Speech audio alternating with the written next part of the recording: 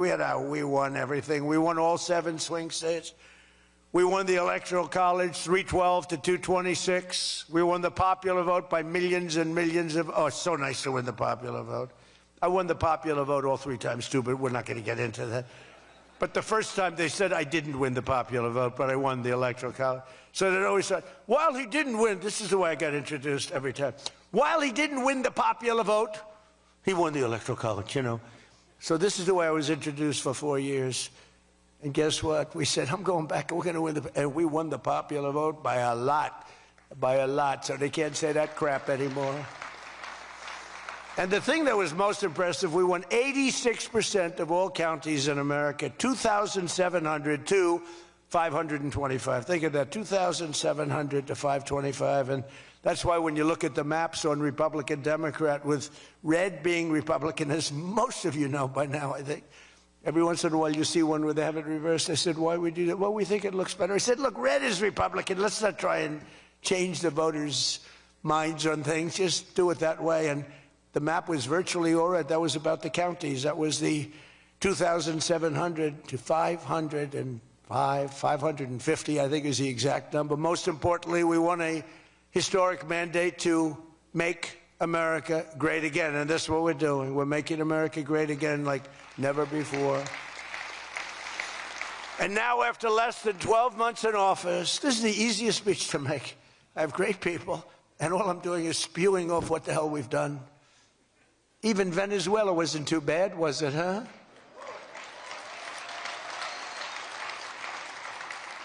But you have people, Democrats, they say, I don't know if we should have done Venezuela, I don't know. Anybody that says that hates our country, okay? That was as flawless an attack as there has ever been. And they asked us to help them. They have 50 million barrels of oil.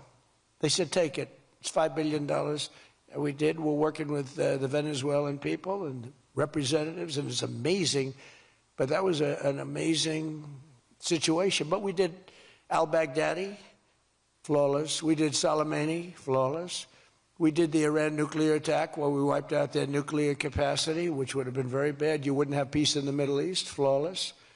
We did them all flawless. I want to keep it going that way, too. I like flawless. Think about Jimmy Carter, the great Jimmy Carter, with the helicopters crashing, the hostages all over the place. Remember that one? Think about Sleepy Joe Biden with Afghanistan. What a disaster. The most embarrassing day in the history of our country, in my opinion. Real dope. Now, after less than 12 months in office, I'm back in Michigan to report to you on the strongest and fastest economic turnaround in our country's history. It's really been historic. There's never been, we're not 12 months, we're through 11 months. We've got $18 trillion being invested in our country. The most of any country ever was 3. We're at 18. There's never been anything like this. You are so lucky I allow you into this room to even be with me. I'm kidding. I'm kidding. The fake news will say Donald Trump thinks he's hot stuff. Right now I'm feeling pretty good, though, I will say. Oh, you're so lucky to be here.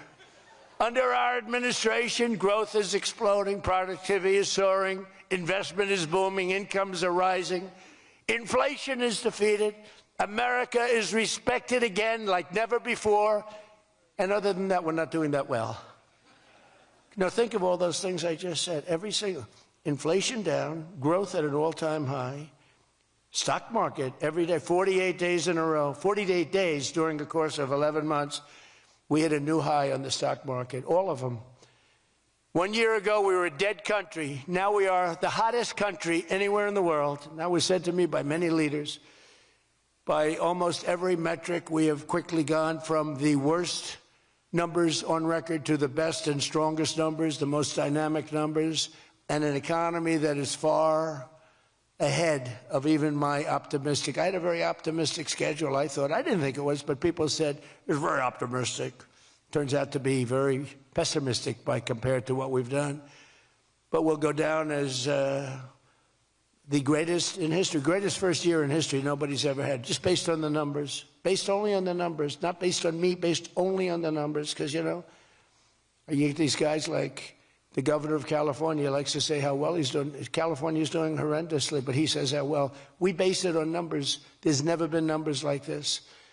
Through 4 long years before I took office, crooked Joe Biden and his allies in Congress inflicted the economic nightmare known as stagflation. How many times have you heard the word? We hit it with Joe. We hit everything. What a disaster. Meaning low growth and high inflation. How does that work? Not good. So you have lousy growth and high inflation. In fact, it's the lowest growth ever and the worst inflation in the history of our country. That is really tantamount to not having a good 4 years, right? In other words, Sleepy Joe and the people that ran the auto pen were a complete and total disaster for our nation. They were a disaster for our nation. Had they won the election less than 1 year ago, we would have been, as I've often said, Venezuela on steroids. Now I'm Venezuela's biggest fan. We're working with them, but they came down from a very high number to a disaster, a disaster. And we would have been Venezuela on steroids, and we're bringing Venezuela back, and we're going to be great for Venezuela, great for our country. We're taking in, as I said, millions and millions of barrels of oil, and now they're coming in initially on a daily basis, 50 million, and values of over $5 billion. That's in 1 day. Just think of it, the biggest ships in the world can take 1 million barrels. The biggest ships in the world take 1 million. We have 50 million barrels. We need 50 of the biggest ships in the world just to get it out. We're bringing it in to be refined. It's an incredible feeling. It's great. Winning is a good thing.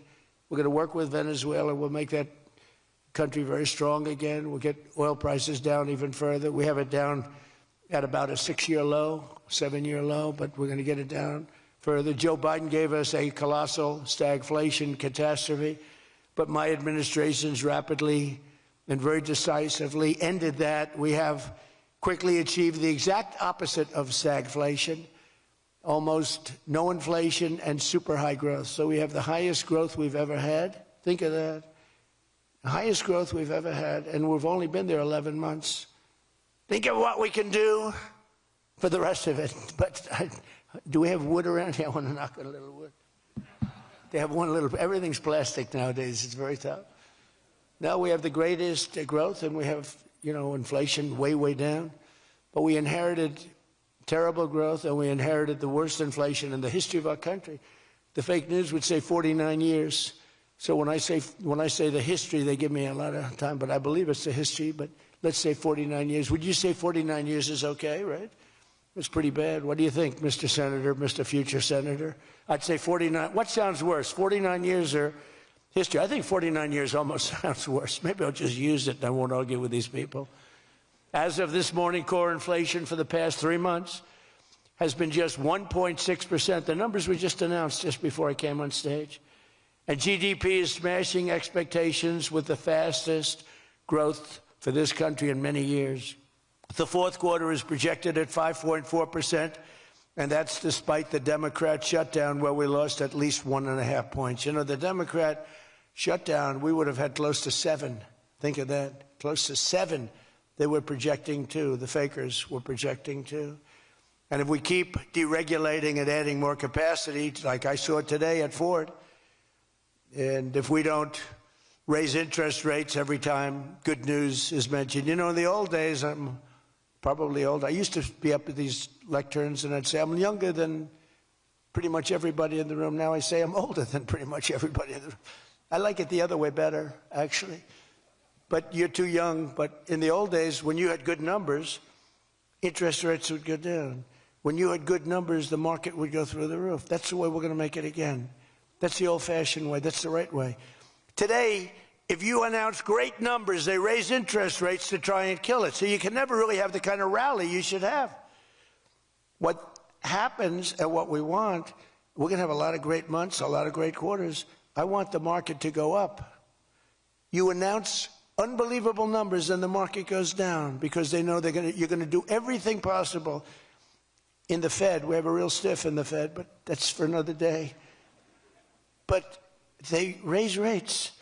So everyone says, oh, they announced great numbers. It's great, great, great. and the market goes down because they immediately raise rates. No. When the market goes up, they should lower rates.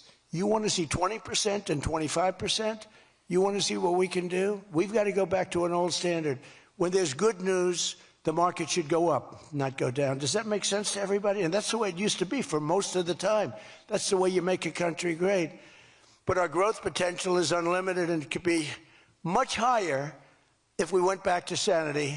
We're not doing it anymore. We're talking about the head of the Fed, and I want somebody that when the market is doing great, interest rates can go down because our country becomes stronger. See, you view it differently. Our country becomes stronger, and therefore interest rates should go down, not up.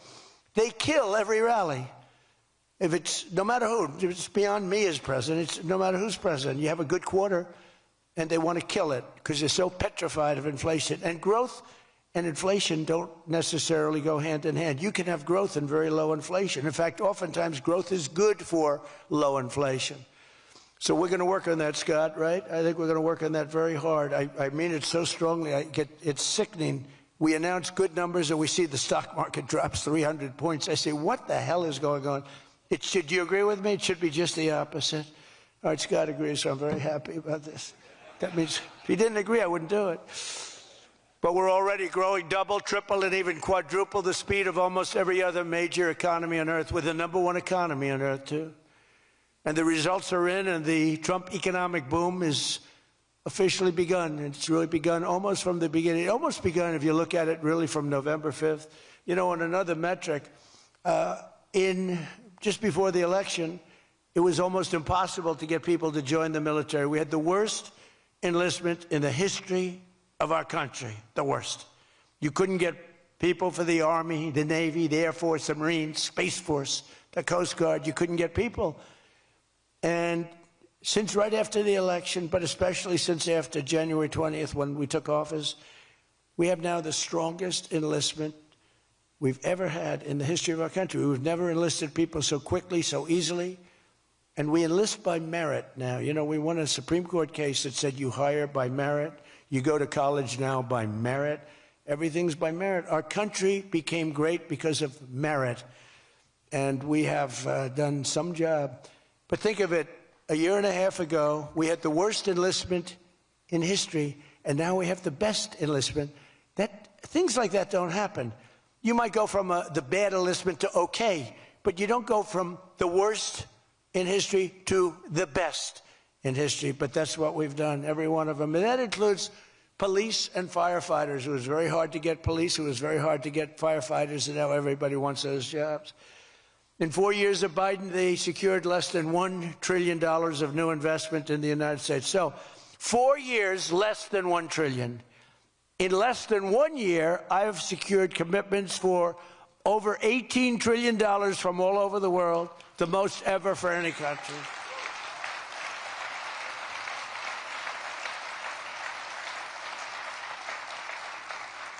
Think of that, though. They did, and I'll tell you what, had she won, it would be a disaster because you would have people leave. You would have not had $1 trillion. You would have had $5 trillion, $10 trillion leaving the country, and your welfare would have doubled. When you look at what's going on in Minnesota, is that a disgrace? Is that a disgrace? But we'll talk about that. Under Biden, we had the highest trade deficit ever recorded, losing more than $1 trillion every single year. How about that? It was killing Michigan, and everywhere else in our country was being absolutely destroyed. But in a matter of months, largely because of tariff income and the election result, we've slashed that gaping trade deficit by, in a short period of time, 62, it just came out, 62%. People are stunned. The fake news back there, look at those cameras rocking and rolling. No, the fake news back there is, they're very upset about it, actually, but they're stunned. They can't believe it. We cut our trade deficit in actually 10 months was when the number came out. We cut it by 62%. It's going to go better than that now.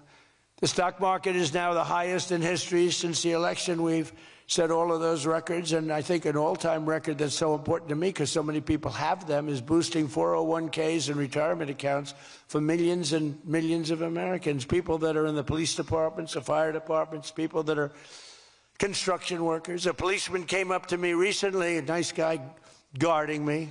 He's a perfect guy to guard me. He was a massive guy, big, strong guy. He said, "Sir, you made me look so good in front of my wife." My wife thought I was a horrible investor because every time I invested, we lost money. And we have a 401k, and I'm up like 85%. She thinks I'm Warren Buffett. She thinks I'm brilliant. She's now calling me brilliant. It makes my life much easier. I love my wife much more now. She calls me brilliant every time. I said, "Don't worry, you're going to do even better for the next 3 years." But one of the biggest reasons for this unbelievable success has been our historic use of tariffs. There was the tariff that made America strong and powerful in past generations, and then we got off it and we went to the income tax system. Great going, fellas. You know, we were the strongest in 1887, relatively speaking. That was around the McKinley time, and Teddy Roosevelt and some others, but we were really strong. It was all tariffs. And I know what happened. Some of these countries got together and they say, "Hey, convince the United States that it's no good, the tariff system is unfair to us." And so some genius, I know who, I don't want to get into it, but some genius said, "Oh, let's go to an income tax system." So instead of foreign companies and countries paying everything, the people started paying. And then after that, you had a depression, but that was a long time. That was in like 1913, you had the tariff switched into income tax. And then in and they like to blame tariffs. You ever notice they blame tariffs? No, they brought tariffs back in 1932. They brought them back to try and save the sucker. But it was in 1929, because a lot of people, you know, the anti-tariff people. Now, an anti-tariff person is a pro-Chinese person, like Coke. This guy's fought me in every election I've ever been in, and I've kicked his ass. He inherited a lot of money, and I don't know the gentleman. But he fights me, and then he goes out and says, "I made more money with Trump than I ever made in my life." And then he supports these other people that were total losers. Gives them a lot of money. But he made more money. Everybody makes money with me. I always made money for people. Now it's tariffs that are making money for Michigan, and the entire country is stronger and safer and richer than ever before outside of that period of time. Now, if they had what was called the Great Tariff Act of 1887 or something like that, and it was a great group of people like yourselves, they picked really smart people to sit on a committee. They had so much money they didn't know what to do with it. And they wanted to have the money given away. You know, we built the Panama Canal out of tariffs. We did a lot of things. Panama Canal was the single biggest investment, relatively speaking, that this country's ever made. Would be the equivalent of trillions of dollars today. And Jimmy Carter gave it away for $1. It was also the most profitable thing ever built. Thing. In other words, like buildings or casinos or anything, the most profitable thing ever built was the Panama Canal. And brilliantly, Jimmy Carter thought the country of Panama should have it, even though we lost 36,000 people to the mosquito. You know that, right? To the mosquito and a certain snake, which was not a very nice reptile. This was a brutal reptile. You got bit, it was over. It was just like, bye-bye, everybody. We lost 36,000 people. Malaria, the mosquito, and the snake. And he gave it away for $1. Well, at least we got $1. That's better than most of those guys do. We got $1 for that. Most expensive thing ever built, most profitable thing ever built, too. Makes so much money. Every prediction the critics made about our tariff policy has failed to materialize.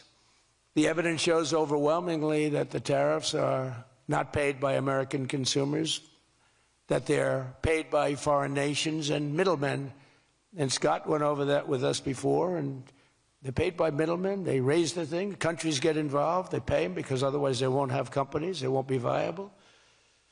And we're the big beneficiary. Once again, the so-called experts were 100% wrong, and Trump was right. People of Michigan were 100% right. You elected the right guy. If you had the other person, everybody, we wouldn't even be having a meeting today, probably. There'd be no meeting. The economic club would be saying, like, "Man, we're doing bad. It's going to be awfully tough to get people to show up. This is going to be tough," the chairman. "This is going to not be a good day for us. We don't want to have, let's cancel the meeting immediately." The Trump tariffs have delivered us trillions of dollars of new investment, unprecedented new partnerships on minerals, rare earths, defense, and artificial intelligence, and historic levels of foreign military sales. You know, you have the Supreme Court now going to rule on whether or not we can use tariffs. Can you believe this? a case brought about by people that are China-centric, foreign-centric, but China-centric. I wouldn't want it if I was China either. You know, China's one of our biggest taxpayers right now. China, would you ever believe you'd hear that? And they've been great.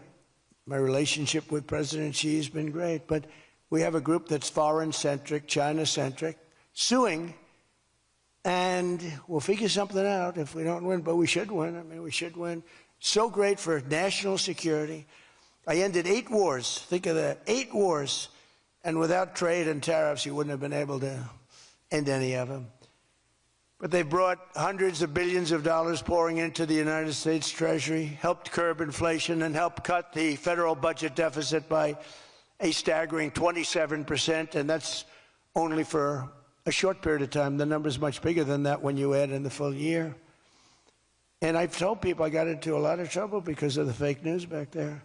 I told people, I said, tariff is my favorite word. I said, my favorite word of every word is tariff. I've loved it for 40 years. I came here many years ago. Remember, they said I didn't come here. Then they found out I did. I got an award in Detroit, in Michigan, many years ago, and still have it. They said it never happened. It did happen, turned out. I didn't notice any apology. But all I did was talk about you're losing your car industry. This was long before I ran for politics. They said you're losing. I said, why are you allowing these foreign nations to take your car? You know, you lost 57% of your car industry. The good news is you're getting it back. But I said, why aren't you using tariffs? I've been very consistent, I will tell you that, for years and years. Even as a private businessman, for years I used to, because I get, for whatever reason, a lot of publicity always. I don't know if that's good or bad, but it happens. And I talk about the importance. But I said, recently, I said, tariff is my favorite word in the whole dictionary. There's no word. And I took a lot of heat. They said, what about your wife, your children? What about religion and God? What about Jesus? So I said, all right, it's my 5th favorite word. And since then, I've been fine. They hit me hard, these people, these fake news. They were killing me over tariff. He likes tariff more than his wife, more than religion. He likes tariff more than anything. What a disgrace. So I now call it number 5, and I'm in good shape. That was a rough day. It's my favorite word, and I got killed. Every word, you know, when you go up here, you take a big chance, especially me, because I go off teleprompter about 80% of the time. But isn't it nice to have a president that can go off teleprompter? When you think? Remember the speeches Joe would make? First of all, they'd last a matter of seconds, you know. Thank you very much. You ever notice Joe would always cough before a speech? State of the Union, he gets,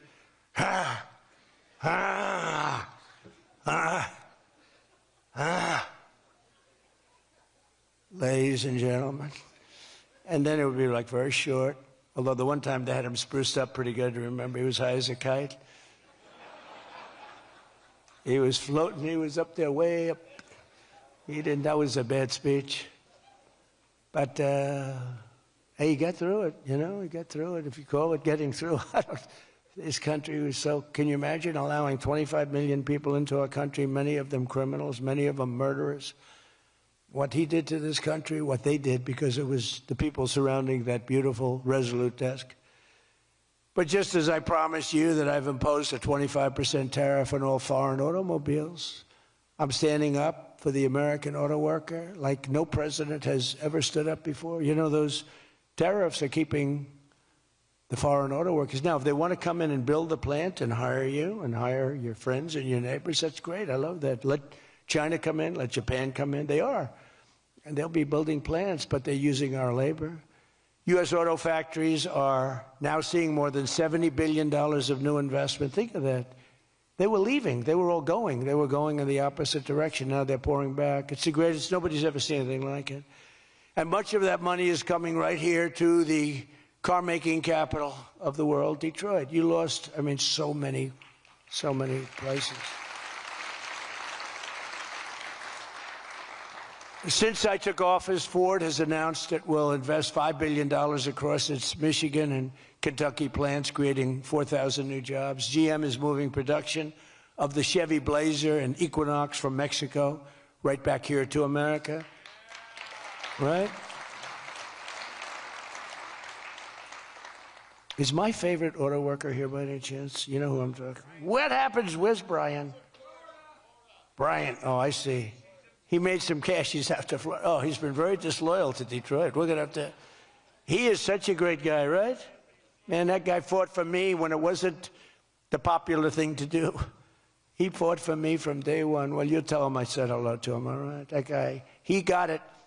4 years ago, he got it, right at the beginning. He understood it better than anybody, better than the great economists. They had no clue. And Stellantis is investing $13 billion to expand its U.S.-based manufacturing plant by more than 50%. Stellantis doing a good job. Never before has an administration achieved such sweeping and dramatic turnarounds as has taken place just in this very short period of time. I mean, you're talking about 11 months. 11 months and you have a different business. 11 months and you're booming. I just spoke to an AI guy, and that's booming too. You know, we're leading China in AI by a lot. I'm letting them build their own electric plants because people are saying, you know, the amount of electricity they need is, they need twice as much as electricity currently in the United States for every other business, home, factory. They need double. So I said, we can't do that. And then I had the idea. When they build these $50 billion plants, I'm going to let them build, and they're already building big electric plants to take care of their plant. And any excess electricity, they'll sell it back to our country. It's an unbelievable, and therefore, we're going to build, I think if they really added, you know, you hear how much, and I have great respect for China, but you hear they're building a lot of electricity, but we are too. But we're having it built privately. They're going to own their own electric. They're becoming their own electricity producer. And when they heard this idea, they thought it was great, but they didn't take it seriously because they said it's too good to be true. But then they realized that I was serious. So we're getting them 2- and 3-week approvals. They don't have to wait for 20 years before they get rejected. You know, in the old days, they had to wait for 20 years, and then they get rejected at the end of 20 years. Guys would give up their whole career trying to get one approval, and then they get rejected. In every aspect of our agenda, we're putting America first, and nothing will stand in our way. Nothing's going to stand in our way, nothing. So one of our top priorities in this mission is promoting greater affordability. Now, that's a word used by the Democrats. They're the ones that cause the problem. The one thing, they stick together. They don't have some of the people that we have. I don't know, it's a genetic thing. It's something in the blood. We got some real losers, mostly great. But I wouldn't use the name Romney because I'm in his sort of territory, so I would never use that name. But all right, I'll use it.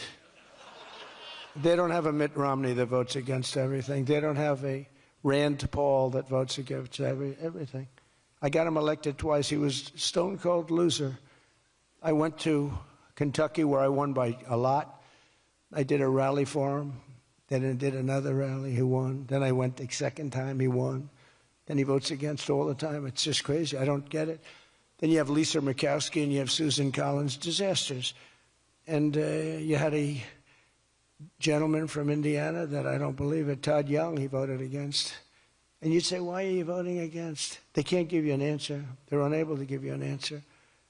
It's like, why are they against the attack on Venezuela? They're against the attack after they found out it was the most successful attack, probably the most talented, most brilliant tactically attack that we've had maybe in 100 years.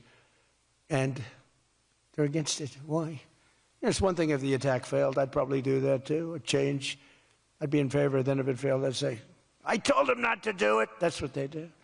But here we have one of the most successful attacks ever, and they find a way to be against it. It's pretty amazing. But it's a shame, and we have some others, but not many. We have a great party, but we have people, the Democrats, whether you like them or not, they stick together like glue. They have horrible policy. Thank God they have horrible policy, because they're smart, they're evil, they're vicious, but they're bad policy. For instance, you could be a genius and try selling men playing in women's sport. You could be a genius, try selling transgender for everybody, open borders, Let the world come in. Let the world's prison population come into the United States, including all of the murders, 11,888. That's what we're trying to get out of Chicago and Minnesota and these places. So they stick together, which I admire because I'm a very loyal person, but they have horrible policy. Can you imagine if they had good policy? They were on this morning talking to all the reasons that men should be playing in women's sports. They had a football guy there, flag football. This guy was like 6'6". He weighed 290 pounds with zero body fat. And they had a few young women. They were the size of his leg.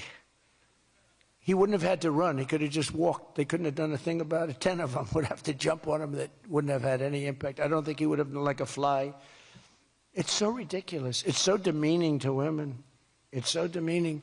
Look at the weightlifting records. I mean, the record got beaten by 112 pounds, a record that stood for 18 years. 1 ounce they'd put on, stood for 18 years. Guy comes along who was a poor lifter as a man. He was at the lower portion of the class. Comes along and broke the record by 112 pounds. Think of that. They've fought for years to beat that record. How about the swimming records? I mean, you can go to sleep during the time the man comes in and the woman. You can go take a nap for a little while. How about the long-distance race that took place not so long ago? Long distance, these marathon deals. They had top men, top women. The man came in. The woman came in 5 hours and 14 minutes and 36 seconds behind the man. Think of it. You're waiting. The man comes in. Now you're waiting 5 hours. What do you do if you're the parents? You go home and sleep for a while. Who the hell wants that? It's so demeaning to women and who are great athletes. It's so demeaning to them, and it's right now in the Supreme Court. I can't believe it would even go to the Supreme Court. I mean, could you imagine 20 years ago talking about men playing in women's sports? They'd think you're crazy. Or transgender for everybody. If you said there will be no mutilation on children, that's one of my standard lines. We will not allow the mutilation of a child. Can you imagine having to say that 15 years ago? People would say, is that guy crazy? Of course we won't. But we're living in a different time. It's a crazy time we're living in. After real wages plummeted by $3,000 under Sleepy Joe Biden, real wages are up by $1,300 in less than 1 year under President Trump. For construction workers, wages are up $1,800. Don't forget, they were down $3,000. Factory workers over $2,000, and for many other workers, over $5,000. And I just gave the military, because we're doing so well with taking in so much money with the tariffs, I just gave them $1,776. You saw that, right? Did you see that? They had 75, and I said, you know, if you had $1 more, it's $1,776. They said, that was a good idea. We could afford $1 more. We gave them $1,776. Meanwhile, grocery prices are starting to go rapidly down. Rent is down. Airfares are down. Hotel rates are down. Cell phone prices are down.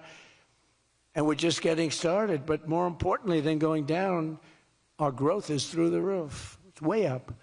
Among my first acts in office was to end the radical left war on oil and gas and stop the crusade to kill American energy, and frankly, to open up cars so that you don't have to have an electric car. I love electric cars. I think they're great.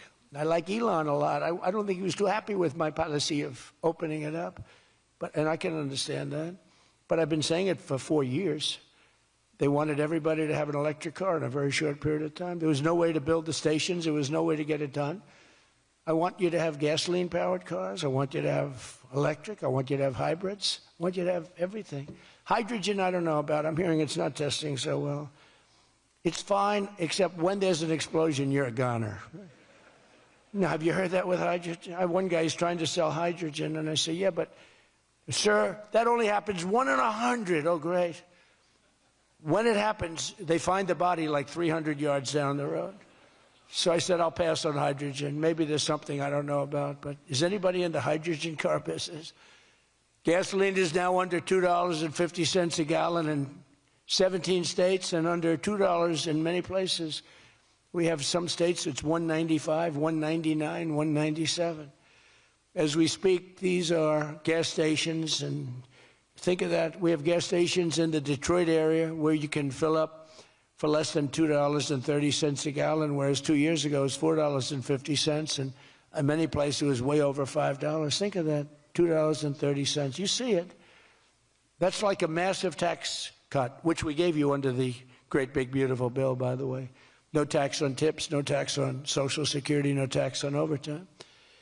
And with our extremely successful operation in Venezuela earlier this month, that number soon is going to go lower because we're going to have a lot more energy. We're going to have a lot more, as opposed to a country that's going to be totally shut down. No fuel, no gasoline. And it's, you know, they say it's got more than Saudi Arabia. Who knows? It's got a lot. And by the way, to all Iranian patriots, keep protesting, take over your institutions if possible, and save the name of the killers and the abusers that are abusing you. You're being very badly abused. If the numbers are right now, I hear 5 different sets of numbers. I hear numbers, look, 1 death is too much. But I hear much lower numbers, and then I hear much higher numbers. But I say save their names because they'll pay a very big price. And I've canceled all meetings with the Iranian officials until the senseless killing of protesters stops. And all I say to them is help is on its way. You saw that I put tariffs on anybody doing business with Iran. Just went into effect today. And I say make Iran great again. You know, it was a great country until these monsters came in and took it over. And it's all very fragile. It would have happened to us, I'm telling you. If I didn't win this election, it would have happened to us. In the coming weeks, I will be laying out even more plans to help bring back affordability. And again, remember, that's a fake word by Democrats. Prices were too high. They caused the high price. They never want to talk about affordability. They always go, this is an election about affordability. I say, they caused it. But they're good at that stuff. They're good at that stuff. They're fake, and they're good at that stuff. It's an election about high prices that was caused by the Democrats and that I brought down a lot. And remember, when you see energy coming down like I brought it down, and gasoline coming down, that brings everything else down. It's so much bigger than any other factor. When gasoline gets to be $1.99 a gallon, everything comes down. The donuts come down, the truck that delivers the donuts, the stove that makes the donuts, the whole thing, it all comes down. And it's coming down much faster than anybody can even believe. And remember, though, I always say, because, you know, normally when that goes down, the world comes down. That's the bad way of bringing it down. Our growth is through the roof. So I always want to say that whenever I say prices are coming down, but our growth is going way up. 2 beautiful events, the exact opposite of the Biden administration. As part of those efforts at Davos next week, I'm going to provide much more detail about our housing policies so that every American who wants to own a home will be able to afford one. We have some great things happening with housing, as you know. You saw the $200 billion buy-in on bonds and mortgages. This will include a ban on large institutional investors buying up single-family homes all over the country and making it impossible for people to buy a home. And I've also announced that the U.S. government is purchasing $200 billion of mortgage bonds to bring down mortgage rates, and it's had a huge impact. It's already started. And just last week, the average 30-year mortgage dropped below 6% for the first time in many years. It's coming down very rapidly, and that's not with the help of the Fed. If I had the help of the Fed, it would be easier. But that jerk will be gone soon. In addition, I proudly called for the credit card companies to cap interest rates at 10% for 1 year because they're getting 28% and 30% and 32%. And it's unfair. The rates are way too high. To provide further relief to hardworking Americans, we'll also be confronting one of the biggest factors in driving up prices, the monstrosity known as the Unaffordable Care Act. You know what that is, right? It's Obamacare. It's a great name, Unaffordable Care Act. Nope. Did anybody ever think of that one before? It's true. It's the Unaffordable Care Act. Obamacare was a gift to make health insurance companies rich at the expense of the American people. In particular, the so-called enhanced premium tax credits were a corrupt payoff to the insurers, whose stock prices went up more than 1,000% after Obamacare was signed. I want the same money I want it to go directly, very simple. I want the money, those big amounts of money paid for by the government, to go directly to the people so they can buy the health care that's right for them. They can negotiate their own deal, health care savings account, but they'll buy their own health care, and everybody loves it. That's why later this week, I'll announce our health care affordability framework that will reduce premiums for millions of lower drug prices, delivering price transparency and demand honesty and accountability from insurance companies all over the country, all over the world, actually. Healthcare costs will come down very fast with my most favored nation executive order. We're doing most favored nation drug prices. When we would have drug prices stay the same, everybody thought it was great. They're going to be coming down thousands of percents. We're standing up to special interests and slashing prescription drug prices by 300, 400, 500, and even 600% and more. I mean, think of that. On that alone, we should win the midterms in a landslide. I'm doing favored nations. The country that pays the lowest price in the world is the price that we're going to pay. And we got that because of tariffs, because I said to the countries they wouldn't approve it. The drug companies were tough, but they were fine. But they said the countries will never do it because you have a pill that sells for $10, you have to sell it for 20 or 30, so you'd have to double or triple the price of their health care there for prescription drugs. Ours would come down from $130 to $20. Theirs would go from 10 to 20, the world being a bigger place.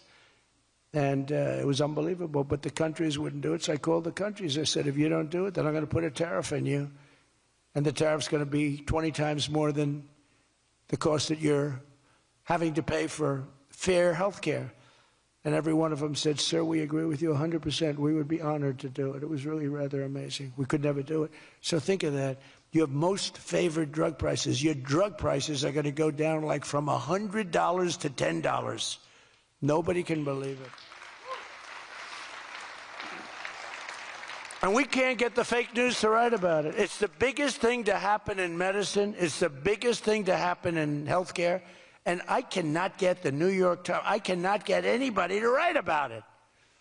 When we got it done and we announced it, it was on a page way in the back of the New York Times. Same with others. They don't want to talk about it. You know why? Because it's so good. It's the biggest thing to happen. Over the past 12 months, almost every promise I made to you right here in 2024 has been kept. I've kept all my promises and much more. I mean, I've given you much more than I gave you promises, and I produced much more than I said I was going to produce. I gave you the largest tax cuts in American history, cutting taxes across the board in the great, big, beautiful bill. And as I told you, I mean, who would have gotten you no tax on tips, as I said before. No tax, I say it over and over again, no tax on overtime, no tax on Social Security for our seniors.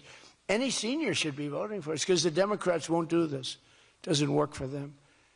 And we also made interest on car loans fully tax deductible so that when you go out and buy a car, if you have a mortgage or you get a loan on a car, you're allowed to deduct interest for the first time ever. That's never happened before. But only for cars that are stamped with the beautiful words, made in the USA. In other words, we're only letting that take place if the car is made like in Detroit or in the USA. Our tax cuts also provided 100% bonus depreciation on all new equipment and capital investments, meaning that for any manufacturer looking to bring production back to America, you can write it all off, everything. Not in 38 years, not in 44 years, in 1 year. You write the whole thing off in 1 year. That's the biggest thing there. I think that's the biggest thing. That's the big job producer.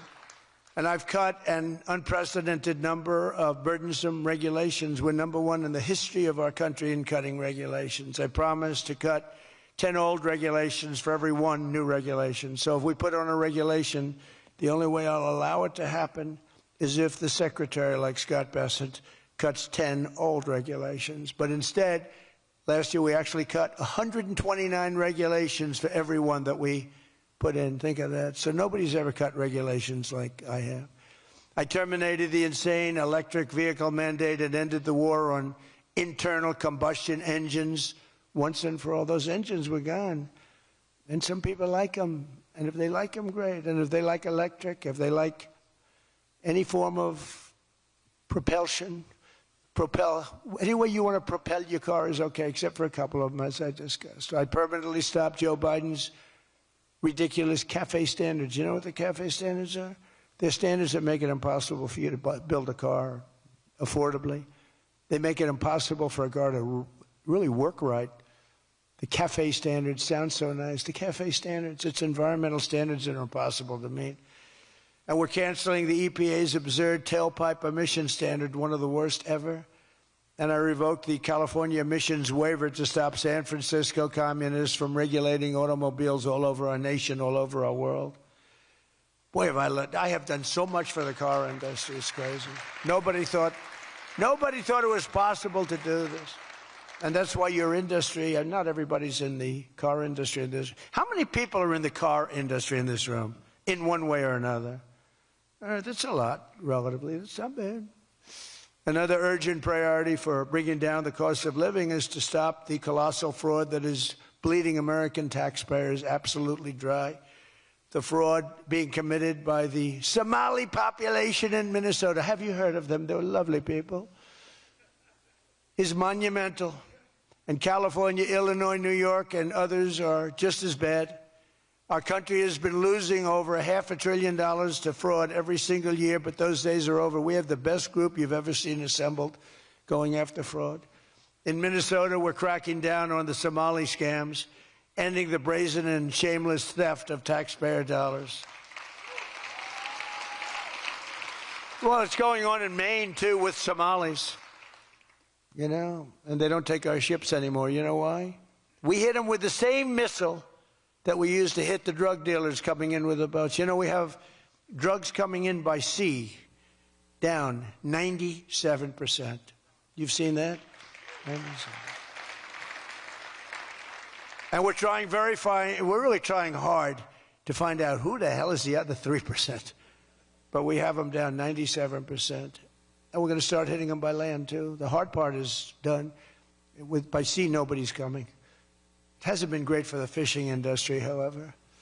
Those that have a fishing boat, they're having a hard time getting customers. But you can't have everything. Nobody wants to go on boats.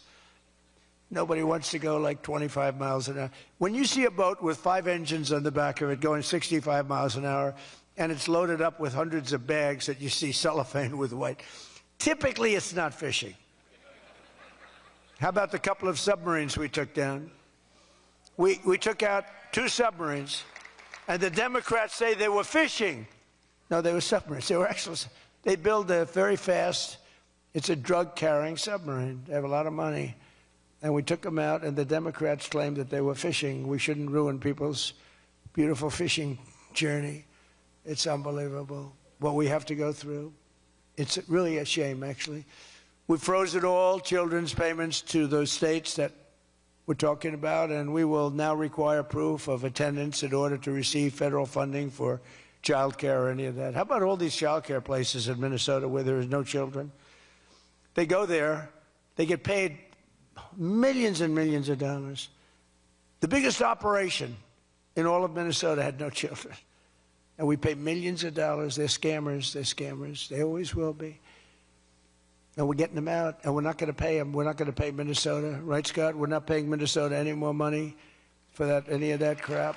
It's a big scam. It's a giant scam run by an incompetent, crooked governor. He's an incompetent, crooked guy.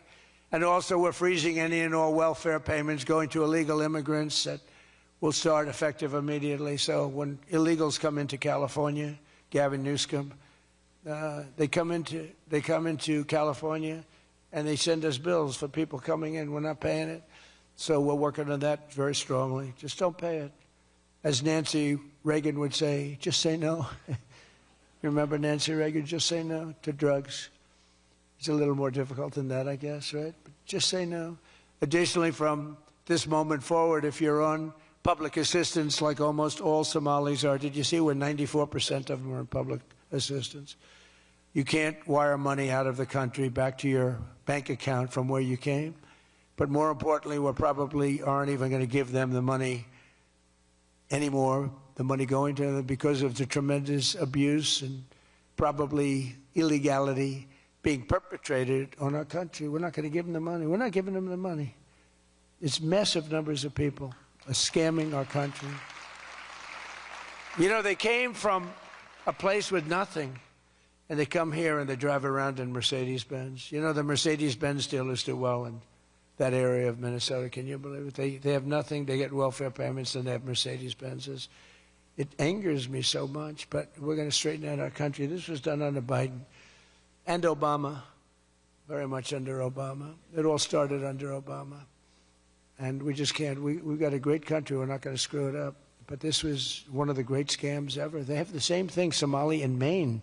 Who would think? I never saw that happening. But in Maine, it's really crooked as hell, too. But it's not just Somali. It is them, but it's not just. There are many other places, many other people. The whole country, if we stop this fraud, this massive fraud, we're going to have a balanced budget. That's how much money you're talking. We'll have a balanced budget without all the growth I'm talking about. And then you add the growth, we got one hell of a country. We're giving 90-day notices to places like California, Scott. Right away, we're going to send out that notice.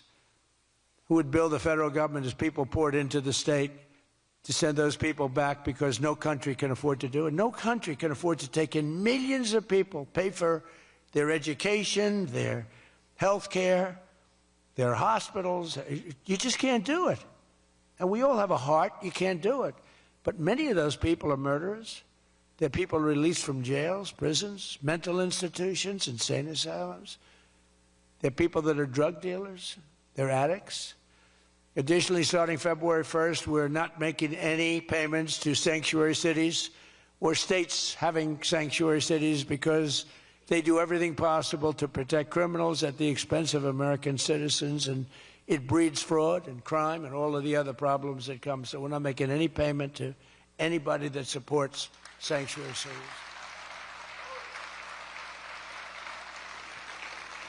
We have also suspended nearly 8,000 SBA loans, Small Business Association loans, to suspected scammers in Minnesota, of which there are many. It's a great state. It was a great state. Now it's getting destroyed by that stupid governor. What a stupid guy he is. But he's a crook. I mean, he's an incompetent guy, but he's a crook. He allowed this to go. You can't have corruption on a scale that nobody's ever seen before, and you're sitting as a governor and you don't know what's going on. It's impossible, even though he's a stupid guy. We're investigating large-scale visa fraud, and the Department of Justice has already charged nearly 100 people in criminal conspiracies in Minnesota. They're all over the place. Last week, we announced that I'm creating a brand-new division at the Department of Justice, a legal strike force led by a really tough, smart new Attorney General for fraud. He's a fantastic young guy. He's so impassioned to do this properly. We intend to imprison any fraudster, politician, or public official involved in these sick plots to loot and pillage our country. Think of that Ilan Omar. She lives in Somalia. They don't have a government. They don't have a military. They don't have police. They don't have anything. All they have is murder and robbing ships, bringing in ships, pirates. That's stopped. Same missile, ping. That's the end of them. It's amazing how that can stop corruption. Those missiles, they never miss, you know. The same one, exactly the same one. But think of it. She comes from a country with nothing, and she comes here and she tells us about our Constitution. I have a constitutional right to rip off the country. I guess she's a total scam artist. Anybody knows it. How do you let her get away with it? AOC +3.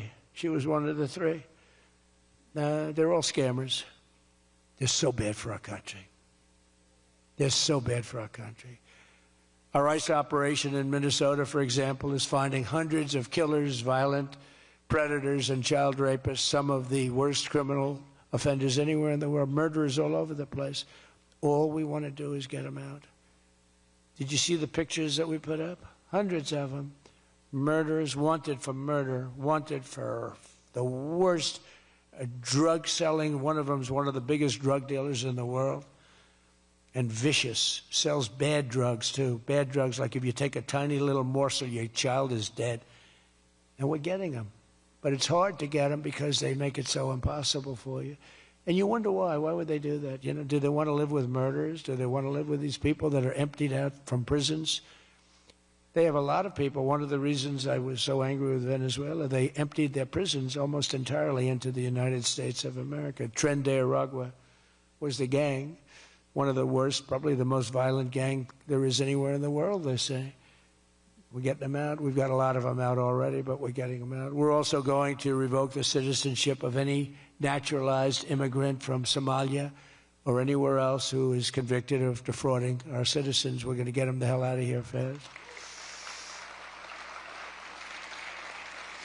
And if you come to America to rob Americans, we're throwing you in jail and we're sending you back to the place from where you came. We're throwing you right in jail. And they know it, too. And one of the reasons they're doing these fake riots, I mean, they're just terrible. I mean, you see it's so fake. Shame, shame, shame. You see the woman. That's all practice. They go practice. They go to areas, they take hotel rooms, and they all practice together. It's a whole scam. We're finding out who's funding all this stuff, too. We pretty much know. But in conclusion, as we liberate our country from this cultural scourge and the plague of corruption and fraud, we'll rediscover the natural energy and native spirit that truly makes America great again, like we're doing with Detroit and Michigan. If we get rid of fraud and do our job properly on the trillions that are being extorted out of our country from corrupt and incompetent governors like Gavin Newsom, J.B. Pritzker, and Tim Walz, we will very soon have a balanced budget, and that's the kind of money that we're talking about. We're talking about massive amounts of money. Our country wasn't built by people who tried to lie and cheat and scam their way to success. It was built by legends like Henry Ford, Henry Dow, Thomas Edison, the Kellogg brothers, Alfred P. Sloan, the founder of General Motors, men who lifted up American workers and strengthened our nation beyond even belief. And we're doing the same exact thing right now. I think we're doing it even better. This is the fierce spirit of patriotic free enterprise that we're now unleashing once again. We are unleashing it like maybe never before. Together we have turned the page forever on the failed left-wing model that makes our America poor, desolate, and makes people feel sorry for us. That's what we had. We had a country where our leader was laughed at and our country was scorned. We had a country that was laughed at. They laughed at us. 2 years ago, they laughed at us. They thought we were fools. They thought we were stupid people. Now we're seeing that they're not the smart ones. We are. But we have a great America, and we're going to enrich it. And foreign nations, foreign migrants, criminal fraudsters, and corrupt politicians are not going to play a role anymore. They're going to be in jail. Under the Trump administration, we're reclaiming America's dignity, rebuilding America's wealth, and we're putting the productive, hardworking American citizen at the center of every single thing that we do. They were the ones that built America, and they will build it up again, and that's what they're doing at levels nobody thought was possible. So today, after less than 1 year, our border is secure. Remember, they talked about the border, how bad? In 3 weeks, I didn't go to Congress. I said, secure our border. And they did. Remember Biden, he said, I have to get approval from Congress. Had nothing to do with Congress, had to do with respect. Our spirit is restored. Inflation is stopped. Wages are up. Prices are down. Our economy is booming like I think you'll see soon, like never before. Our military is strong and unprecedented. I rebuilt our military in my first term. Our workers are thriving, and our auto industry is returning to the country where we all began and where it all began, and frankly, a country that we love. The United States is winning again, and we're rapidly making America and the great state of Michigan greater and more prosperous than ever before. I want to again thank the Detroit Economic Club. You do a fantastic job, so respected. God bless you, and God bless America. Thank you very much.